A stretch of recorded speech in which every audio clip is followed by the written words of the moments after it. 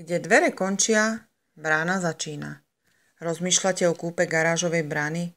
Výber pochopiteľne nie je taký jednoduchý, ako sa môže spočiatku zdať. Od takejto brány očakávame, že ju budeme ľahko ovládať a otvorí sa nám kedykoľvek, kedy budeme potrebovať. Okrem toho by mala ladiť s exteriérom domu a samotným plotom.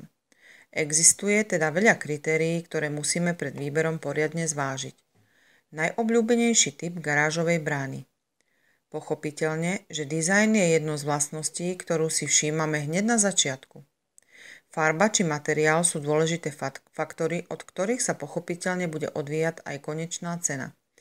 Najobľúbenejšie sú neutrálne farby, ktoré ladia v podstate s akýmkoľvek štýlom domu, farbou či dizajnom, čiže ak nemôžete zohnať presne ten istý odtieň garážovej brány, ako je váš dom, siahnite po bielej, ktorá nádherne vynikne. Garážové brány sú vyrábané na mieru podľa individuálnych požiadaviek zákazníka.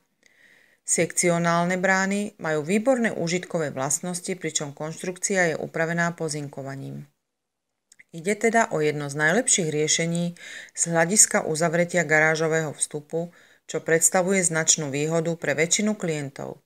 Maximálna hlučnosť, výborné, ba až nadštandardné tepelno-izolačné vlastnosti a výhodná cena sú ďalšie prednosti tohto typu brány. Z toho vyplýva, že v zime nebudete mať v garáži nepríjemný chladný vzduch a naopak v lete tam nebude na udusenie. Vďaka modernému prevedeniu a prvotriednej konštrukcii sú sekčné brány maximálne spoľahlivé, bezpečné proti zlodejom a ich životnosť je skutočne veľmi dlhá.